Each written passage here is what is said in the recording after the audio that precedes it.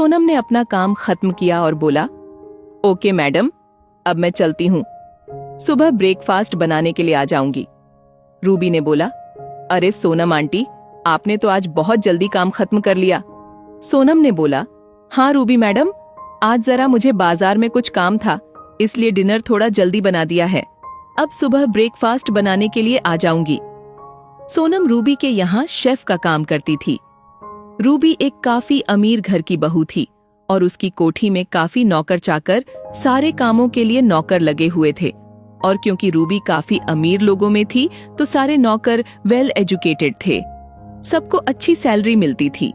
सोनम की सैलरी भी 40,000 थी। इस वक्त रूबी प्रेग्नेंट थी।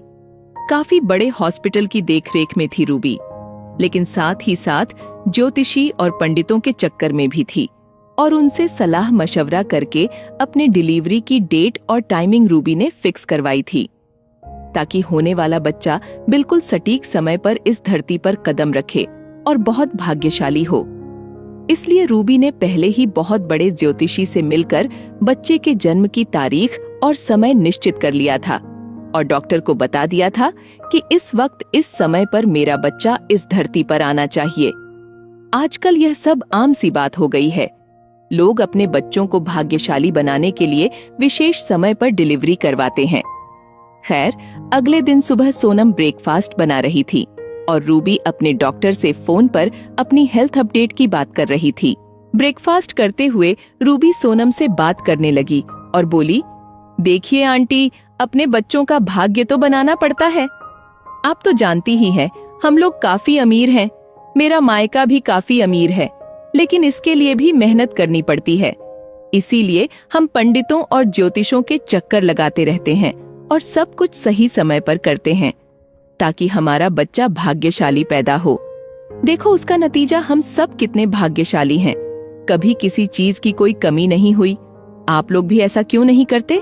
अगर हर कोई अपने बच्चों का भाग्य बनाकर उसे इस धरती पर लाए तो हमारे बच्चे जीवन भर आराम से रहेंगे। जैसे मुझे ही देख लीजिए, 2 महीने बाद मेरी डिलीवरी है, लेकिन मैंने पहले ही डॉक्टर से बोल दिया है कि मेरी डिलीवरी किस वक्त किस तारीख को होनी चाहिए, क्योंकि मैंने पहले ही पंडित से उस महीने की सबसे अच्छी तारीख और समय निकलवा रखी है। मैं अपने बच्चे को उसी शुभ समय पर धरती पर लाऊंगी, ताकि वह बहुत भाग्यशाली रहे। रूबी दिल की बहुत अच्छी थी और वह अपनी खुशी जाहिर करने के लिए सोनम से यह सब कुछ कह रही थी। सोनम ने बोला, हाँ रूबी मैडम, आप बात तो सही कह रही हैं, लेकिन मैं इन सब बातों को नहीं मानती। रूबी बोली, आप नहीं मानती, इसीलिए तो शायद आप लोग इतनी ज्यादा तरक्की नहीं कर पाए। प्लीज आप बुरा मत मानिएगा। अगर आप लोग भी सोच समझकर सब कुछ सही समय पर करते तो शायद आप लोग भी आज बहुत अमीर होते, हमारी तरह। आप यह मत सोचिएगा कि मैं घमंड दिखा रही हूँ। मैं तो आपके भले की बात कह रही हूँ, क्योंकि मुझे आप बहुत अच्छी लगती है। सोनम ने बोला, हाँ मैडम, मुझे पता है और मुझे यह भी पता है आप बहुत अच्छी हैं, लेकिन मैं इन सब बातों को नहीं मानती। मेरा मानना है हर कोई अपना भाग्य लेकर इस धरती पर आता है और उसी वक्त आता है जब ईश्वर चाहते हैं और इंसान सोचते हैं कि हमने ऐसा किया, जबकि ऐसा नहीं होता। ईश्वर जिसे जिस समय चाहते हैं वह उसी समय इस धरती पर आता है और वैसा ही भाग्य लेकर आता है। बस इंसानों को वहम हो जाता है कि मैंने अपनी प्लानिंग की थी, लेकिन अगर ईश्वर ना चाहे तो इंसानों की सारी प्लानिंग फेल हो जाती है। इसलिए ईश्वर की मर्जी के आगे कुछ नहीं चलता। रूबी ने बोला, हो सकता है, आपकी अपनी सोच है, पर मैं इसे नहीं मानती। सोनम ने बोला, आपको पता है मैडम, जैसे आप आज अमीर है ना, मेरे दादाजी भी बहुत अमीर थे। बहुत संपत्ति थी हमारे पास, लेकिन समय ऐसा पलटा कि सब कुछ खत्म हो गया। फिर मेरे पापा को कहीं नौकरी करनी पड़ी और हम एक मध्यम वर्गीय जिंदगी जीने लगे। फिर मेरी शादी भी एक मध्यम वर्गीय परिवार में हुई। मैं भी नौकरी करती हूँ और मेरे हस्बैंड भी। हम दोनों मिलकर अच्छा कमा लेते हैं, जबकि हमारा अगर कुछ बिगड़ा नहीं होता तो आज मैं करोड़ों की संपत्ति की मालिक होती, जैसे कि आप हैं। लेकिन ईश्वर को वह मंजूर नहीं था, और ईश्वर को जो मंजूर होता है वही होता है। इसीलिए मैं इन सब बातों को नहीं मानती। आज देखिए, मैं आपके यहाँ शेफ का काम करती हूँ। जबकि एक जमाने में हमारे घर में खुद बहुत से नौकर चाकर काम करते थे। रूबी ने बोला, आपके साथ कितना कुछ हुआ है? सोनम ने बोला, जी, लेकिन मैं और मेरे पति अच्छा कमा लेते हैं। हमारा एक बेटा है और उसने MBA किया है और वह एक मल्टीनेशनल कंपनी में HR है। अच्छी सैलरी है उसकी। बोलता है मुझे और पापा को कि उसके पास जाकर हम रहे, पर हमें लगता है कि जब तक खुद के हाथ पैर चल रहे हैं, क्यों बेटे बहू पर आश्रित होना? जब उम्र नहीं रहेगी तब देखा जाएगा। वैसे मेरी बहू भी जॉब करती है, दोनों बहुत अच्छे पैकेज पर काम करते हैं। रूबी ने बोला, यह तो बहुत अच्छी बात है। सोनम ने आगे बोला, हाँ मैडम, मेरे घर पर सब कुछ बहुत अच्छा है और मेरी बहू भी प्रेग्नेंट है। 2 महीने बाद उसकी डिलीवरी की डेट है। रूबी ने बोला, तो आपकी बहू ने अपने लिए लकी टाइम डिसाइड किया या नहीं बच्चे को दुनिया में लाने का? सोनम ने बोला, हम ऐसा कुछ नहीं करेंगे, क्योंकि भगवान जो चाहते हैं वही होता है।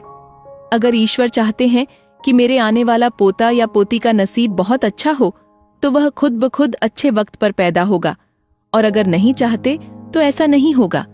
भले हम लाख कोशिश कर लें, ईश्वर की मर्जी के आगे किसी की नहीं चलती। अगर ऐसा नहीं होता तो हम इतने अमीर से एकाएक सामान्य जिंदगी में नहीं आ जाते। रूबी ने बोला, चलो कोई बात नहीं, सबकी अपनी अपनी सोच है और सब अपना अपना नसीब लेकर आएंगे। कोशिश तो मैं करूंगी कि मेरा बच्चा बहुत अच्छे वक्त पर इस धरती पर आए, और मैंने इसकी पूरी तैयारी कर ली है। अपने डॉक्टर को भी बोल दिया है, वह ठीक समय पर बच्चे को मेरे गर्भ से बाहर निकाल देंगे। सोनम ने बोला, बिल्कुल मैडम, ईश्वर करें आप जैसा चाहती हैं वैसा ही हो। 2 महीने के बाद रूबी की डिलीवरी डेट आ गई थी और रूबी हॉस्पिटल में एडमिट हो गई। डॉक्टर को पता था कि रूबी का बच्चा दोपहर ठीक 3:10 पर इस दुनिया में आना चाहिए। डॉक्टर ने पूरी तैयारी कर ली थी कि एकाएक रूबी के ऑपरेशन से ठीक पहले पता नहीं कैसे ऑपरेशन थिएटर की लाइट बंद हो गई और डॉक्टर घबरा गए। ये क्या हो रहा है? सब कुछ ठीक करने में 10 मिनट का वक्त लग गया। पता नहीं ये सब कुछ कैसे हुआ, लेकिन गड़बड़ तो हो गई थी। बच्चा ठीक 3:10 पर पैदा नहीं हो पाया, बल्कि 3:30 पर पैदा हुआ। रूबी जब होश में आई तो उसे कुछ भी समझ में नहीं आया कि यह सब कुछ कैसे हो गया। इतना बड़ा हॉस्पिटल, इतने बड़े डॉक्टर और ऐसी गड़बड़ी। रूबी और उसके पति ने डॉक्टरों को खूब खरी खोटी सुनाई। डॉक्टरों ने बोला, मैडम हम क्या करें? यह एकाएक क्या हुआ? कुछ भी समझ में नहीं आया। अब हम क्या कर सकते हैं? खैर, रूबी भी अब क्या कर सकती थी? कुछ दिनों के बाद रूबी अपने बच्चे को लेकर घर आ गई। सोनम ने रूबी को बच्चा होने के लिए बहुत बधाई दी। रूबी ने बोला, थैंक यू सोनम आंटी, और बताइए आपकी बहू का क्या हाल है? आपका पोता या पोती आ गया या अभी नहीं? सोनम ने बोला, रूबी बेटा, मेरी बहू को भी बेटी हुई है। जिस दिन तुम्हारा बेटा हुआ उसी दिन मेरी बहू को बेटी हुई है। ठीक 3:10 पर तुम्हारे बच्चे से 20 मिनट पहले तुम्हारा बेटा 3:30 पर पैदा हुआ था। तुमने यही वक्त तय किया था ना अपने बेटे के पैदा होने के लिए? रूबी यह सुनकर हैरान रह गई और बोली, सोनम आंटी, आप सही बोलती थीं। ईश्वर के इस दुनिया में कोई अपनी मर्जी से एक पत्ता नहीं हिला सकता। ईश्वर जो चाहते हैं वही होता है। सोनम ने बोला, क्यों बेटा, क्या हुआ? रूबी ने बोला, आंटी, मैंने डॉक्टर से 3:10 पर बच्चे को पैदा करवाने के लिए कहा था, लेकिन अस्पताल में कुछ गड़बड़ी हो गई और मेरा बच्चा 3:30 पर पैदा हुआ। लेकिन देखिए, वह लकी समय आपकी पोती के लिए निर्धारित था, जो कि खुद ब खुद 3:10 पर इस दुनिया में आई, वह भी ईश्वर की मर्जी से, क्योंकि ईश्वर की मर्जी के बिना कुछ नहीं होता। कड़वा सत्य को लाइक और फॉलो करें। बहुत लकी होगी आपकी पोती, क्योंकि वह बहुत ही लकी समय था। बहुत बड़े बड़े ज्योतिषों से मिलकर मैंने वह समय निकलवाया था, लेकिन मेरा बच्चा उस वक्त पर नहीं आ पाया। सोनम आंटी ने बोला, नहीं रूबी बेटा, सब बच्चे अपना अपना भाग्य लेकर आते हैं। आपका बेटा भी बहुत भाग्यशाली होगा, लेकिन ईश्वर की मर्जी को कोई टाल नहीं सकता।